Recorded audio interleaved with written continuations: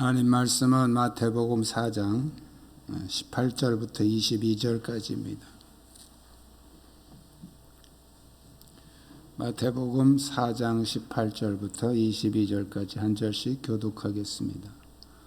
갈릴리 해변에 다니시다가 두 형제 곧 베드로라는 시몬과 그의 형제 안드레가 바다에 그물 던지는 것을 보시니 그들은 어부라.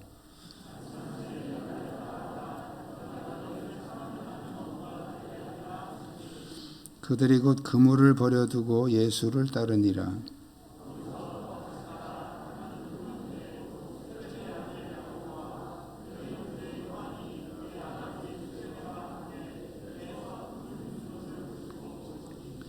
그들이 곧 배와 아버지를 버려두고 예수를 따르니라.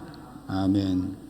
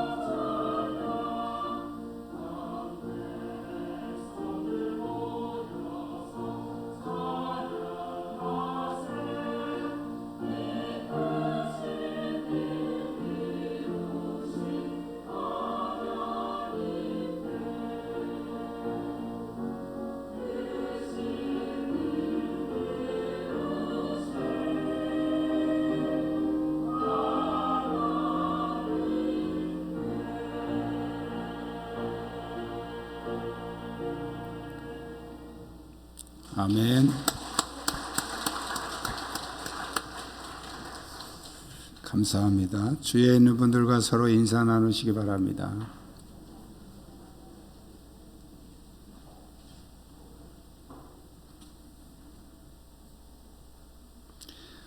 우리가 예수를 믿으면 하나님의 자녀가 되고 천국의 영광을 누리는 이 구원의 복음은 기독교 복음의 핵심입니다. 그리고 이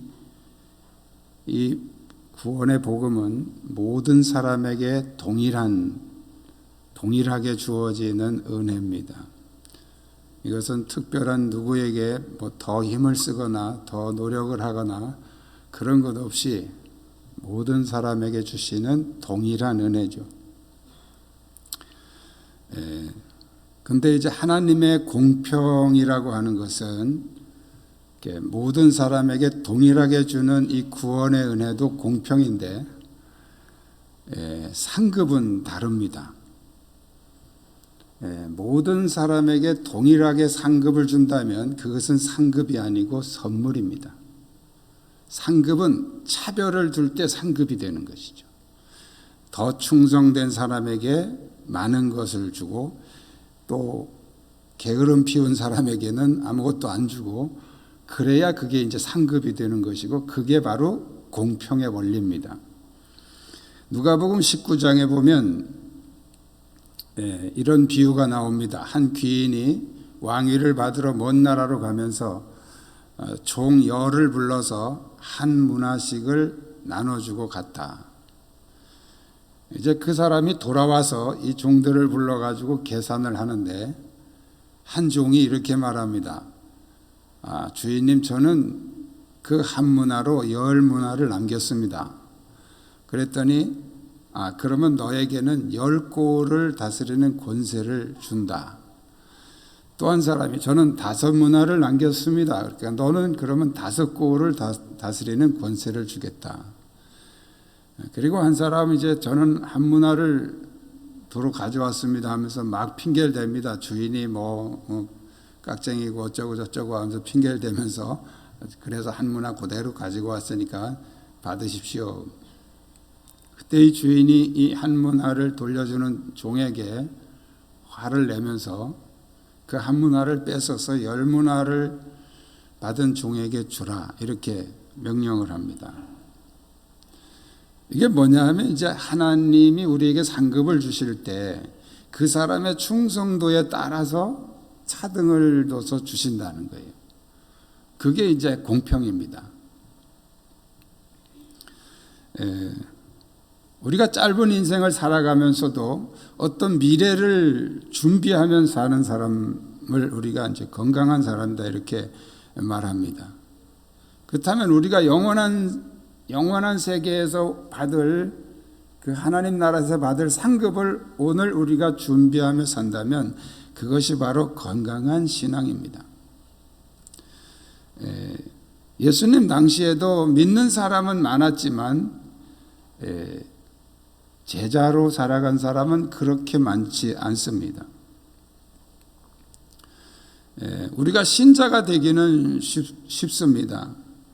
좀 전에 말씀드린 것처럼 우리 예수 믿으면 다 구원받는 것이고 이 하나님의 동일한 은혜는 믿는 사람 모두에게 주어지는 것인데 이것은 그렇게 어려운 것이 아니죠. 하나님이 주시는 은혜니까요. 그러나 우리가 제자로 살기는 제자가 되기는 쉽지 않습니다. 주님은 우리가 제자로 살기를 원하십니다. 오늘 본문은 예수님이 제자를 부르신 이렇게 짧은 내용을 우리에게 간단하게 기록하고 있습니다. 그런데 자세히 보면 예수님이 제자를 부르시는 어떤 기준들이 있습니다.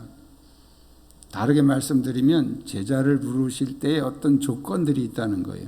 그래서 오늘 본문을 우리가 살펴보면서 어떤 사람이 제자가 될 수 있는가?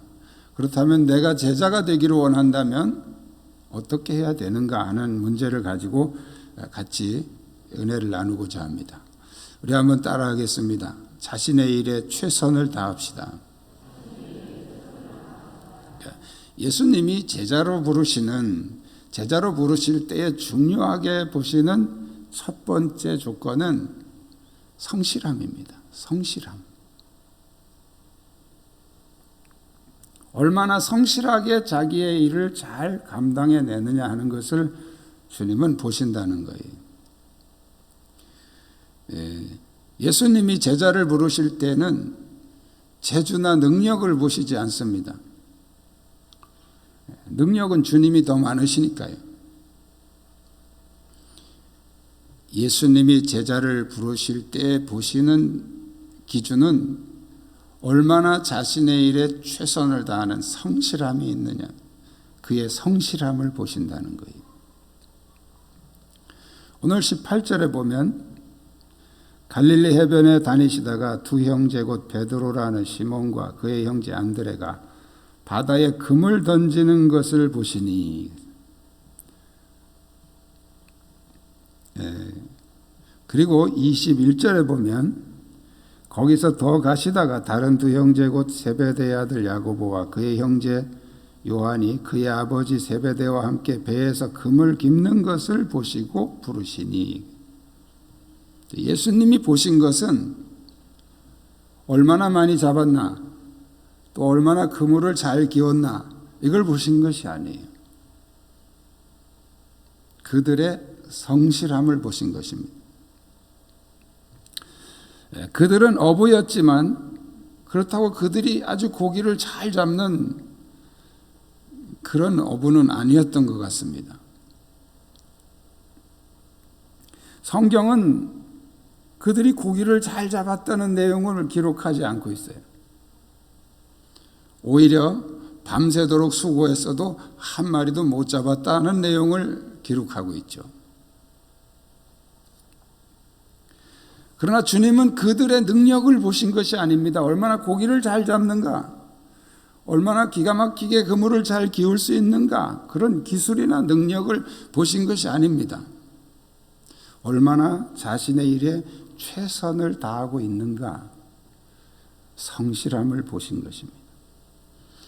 로마서 12장 11절에서 바울은 이렇게 권면하고 있습니다. 부지런하여 게으르지 말고 열심을 품고 주를 섬기라. 성실함을 요구하는 거 아닙니까? 세상에서는 아무리 부지런하고 아무리 성실해도 능력 없으면 안 부릅니다. 능력 없는 사람 인기 없어요.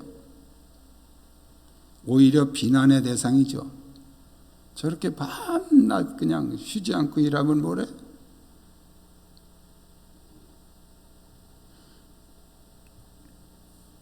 능력이 없으면 세상에선 인기가 없어요. 사원을 뽑는데 성실한 사람 뽑는 게 아니에요. 능력 있는 사람을 뽑는 거죠. 일 잘하는 사람, 능력 있는 사람, 기술이 좋은 사람, 그런 사람을 뽑죠. 그러나 주님은 얼마나 성실하게 자신의 일에 최선을 다하느냐, 그걸 보시는 겁니다. 물고기 한 마리도 못 잡아도 괜찮아요. 열심히 그물 던지고 열심히 자신의 일에 최선을 다하는 그 성실함을 주님은 보시는 것입니다. 여러분이 주님의 제자가 되기를 원하신다면 주님께 성실함을 보이십시오. 누가 보거나 안 보거나, 누가 칭찬하거나 안 하거나, 인정하거나 안 하거나, 성실한다는 것은 다른 사람의 어떤 눈치나 영향을 받지 않고 자기 일에만 최선을 다하는 것을 말합니다. 두 번째로 따라하겠습니다. 주님의 부르심에 즉각 순종합시다. 주님이 제자를 선택할 때 중요하게 보시는 두 번째 조건은 결단력입니다. 결단력. 인생은 계산으로 사는 것이 아니고 감동으로 사는 것입니다. 우리가 미래를 계획하고 계산할 필요는 있지만 그렇다고 그 계획에 내가 얽매일 필요는 없어요. 내가 계획했으니까 이건 목숨 걸고 해야 돼, 그럴 필요는 없단 말이죠. 때로는 계산한 것보다도 계산 없이 갑자기 감동으로 시작한 것이 더 성공적일 때가 많습니다. 우리가 계산한 대로 산다 그러면 이렇게 살 사람이 어디 있겠어요? 부자 안 될 사람이 어디 있습니까? 건강 안 할 사람이 어디 있어요? 계산한 대로. 여러분이 건강을 위해서 열심히 운동을 하고 하는 것도 좋아요. 그렇게 해야 됩니다. 그러나 운동했으니까 나는 건강할 거라고 너무 믿지는 마십시오. 운동해도 건강하지 않은 사람도 있고요. 또 운동 안 해도 건강한 사람도 있어요. 그러니까 운동하기 싫은 사람들은 운동 안 해도 건강한 사람을 또 모델로 해서 그 아무개는 운동 안 해도 건강하더라, 그러면서 자기 또 운동 안 합니다. 그건 그 사람이고 나는 나고 다른 거죠. 모든 사람은 다 고유의 어떤 그런 성향과 성격과 그런 다른 DNA를 가지고 있는 것처럼, 그래서 사람이 무슨 공장 제품처럼 이렇게 획일화시켜서 다 이렇게 맞춰가지고 이렇게 되면 이렇게 된다는 그런 계산을 하면 안 맞습니다.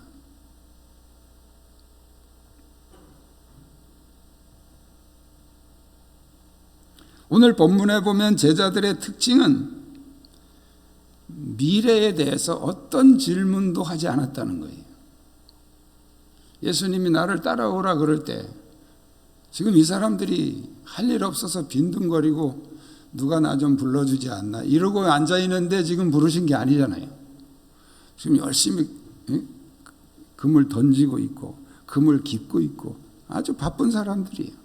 바쁘게 일하고 있는데 예수님이 불렀단 말이에요. 그러면 묻고 싶은 말이 얼마나 많겠어요. 따라가면 뭐 밥 먹여주나요?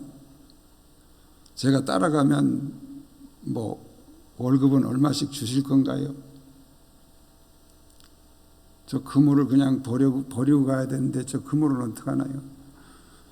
여기 22절에 보면 그들이 곧 배와 아버지를 버려두고 예수를 따르니라 그랬어요. 배와 아버지. 아버지는 아무래도 이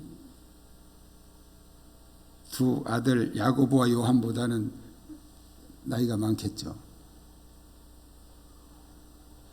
그럼 우리 젊은 두 사람하고 아버지하고 셋이서 지금 이 물고기를 잡아서 먹고 살고 있었는데 우리 둘이 따라가면 저 늙은 아버지는 어떡합니까? 누가 책임집니까? 누가 먹여 살립니까? 이런저런 수많은 질문들이 왜 없었겠느냐는 거예요.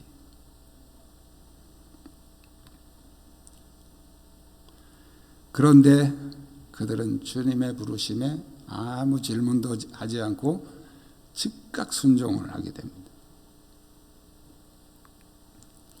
누가복음 9장 59절 이하에 보면 예수님이 나를 따라오라 하니까 이 사람이 이렇게 말합니다. 제가 가족들에 가서 작별 인사를 하고 오겠습니다. 그랬더니 예수님이 그에게 이렇게 대답하십니다. 손에 쟁기를 잡고 뒤를 돌아보는 자는 하나님의 나라에서 합당치 아니하니라. 이게 무슨 말씀이에요? 가족에게 가서 인사하고 오겠다는데 가서 인사하고 그냥 거기서 살든지 나를 따라오려고 하면 그냥 따라와라. 그 둘 중에 하나 선택하라는 거죠. 주님의 부르심에 즉각 순종하지 않는 사람은 제자로서 자격이 없다는 거예요.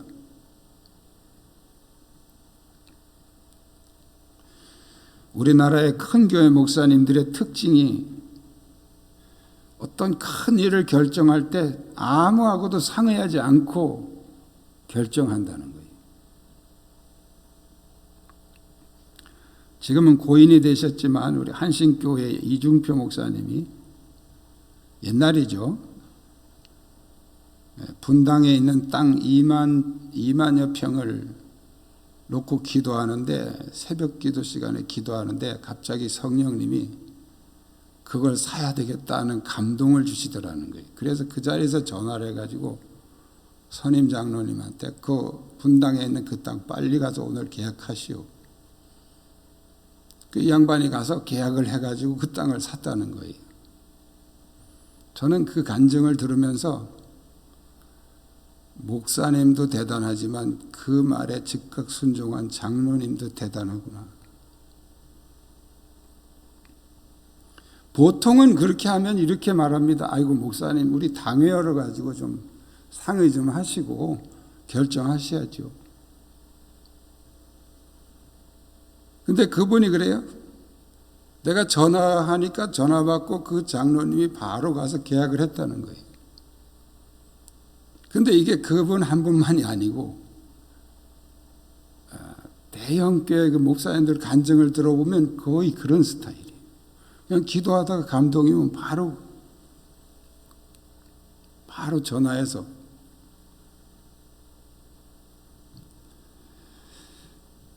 어떤 사람은 감동이 와도 자꾸 마음속에서 해야 되나 말아야 되나 이렇게 갈등을 하다가 그냥 이렇게 사그러뜨리는 그런 사람도 있습니다.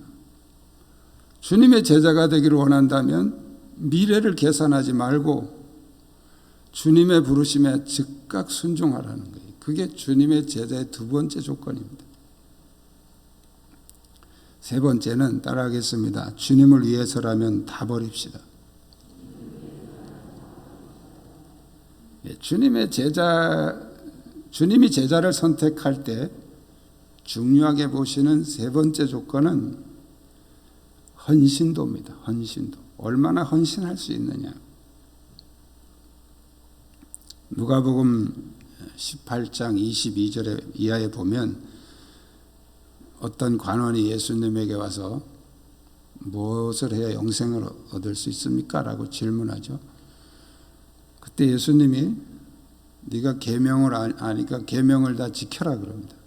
그러니까 이 사람이 난 어려서부터 계명을 다 지켰습니다. 그때 예수님이 이렇게 말씀하십니다. 내가 오히려 한 가지 부족한 것이 있으니 내게 있는 것을 다 팔아 가난한 자들 나눠주라. 그리하면 하늘에서 보화가 내게 있으리라. 그리고 와서 나를 쫓으라. 자, 이것은 무조건 다 버려야 된다는 의미는 아니에요.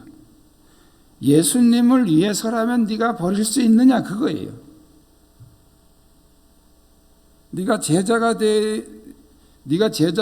되려면 버려야 될 것이 있는데 그걸 버릴 수 있겠느냐는 거죠.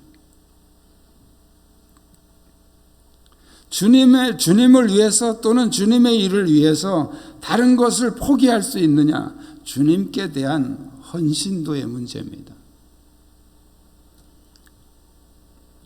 가족을 먹여 살리는 것도 중요하죠. 그런데 예수님을 따르는 것도 중요합니다. 어느 것을 선택해야 할 것이냐 하는 선택의 문제입니다. 예수님을 따른다고 가족이 다 굶어 죽지는 않아요. 또 다 팔아서 가난한 자들에게 나눠준다고 해서 굶어 죽지 않습니다. 다 버리고 나면 고통이 따를 뿐이죠. 예수님이 다 팔아서 가난한 자들에게 나눠주고 나를 따르라는 말씀은 네가 나의 제자가 되기를 원한다면 그 정도 고통은 네가 감수해야 되지 않겠느냐 그런 말이에요. 버린다는 것은 고통이죠. 그러나 주님께서 버리라고 하시는 것은 거기에 주님이 책임지겠다고 하는 의도가 전제되어 있는 것입니다. 내가 책임지겠다는 거죠. 우리가 주님을 위해서 버리는 것은 일시적으로는 고통이지만 더 큰 상급과 더 큰 가치를 얻을 수 있다는 거예요. 그게 예수님이 우리에게 하시는 말씀이죠. 오늘 본문에서 제자들이 다 버리고 따라갔죠. 그들이 곧 그물을 버려두고 예수를 따르니라. 20절에 22절에 그들이 곧 배와 아버지를 버려두고 예수를 따르니라. 배, 그물, 아버지 다 버리고 갔어요.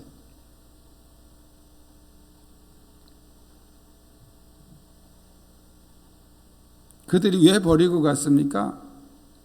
배와 그물과 아버지보다 더 높은 가치를 선택했다는 거예요. 버렸다기보다는 더 귀한 가치를 선택했다는 거죠. 더 귀한 가치를 선택하기 위해서는 다른 걸 버려야 되는 것이죠. 여러분이 아파트 한 채를 사기 위해서는 그만큼의 그 돈을 버려야지 그게 내 것이 되는 것이죠. 그러나 그거 버렸다고 말하진 않죠. 더 좋은 가치를 내가 선택한 거죠. 아파트를 선택한 거지. 이 돈보다 아파트를 선택한 겁니다.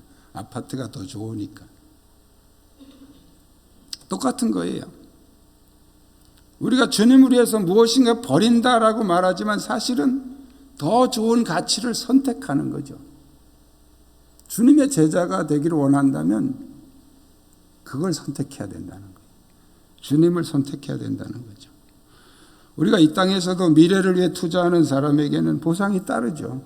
그만큼의 어떤 기쁨이 돌아오는 것이고 하나님의 나라를 위해서 주님의 제자로 살아간다면 반드시 거기 따르는 축복과 영광이 따른다는 것을 믿으시길 축복합니다.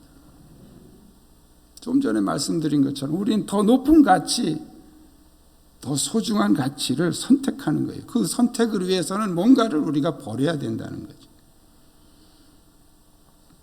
주님은 우리가 평생 신자로 살기보다는 제자로 살기를 원하십니다. 주어진 일에 최선을 다하고 주님의 부르심에 즉각 순종하며 주님을 위해서 모든 것을 포기할 수 있는 그런 주님의 제자가 되시기를 주님의 이름으로 축복합니다. 기도하겠습니다. 주님은 우리가 제자로 살기를 원하십니다. 주여,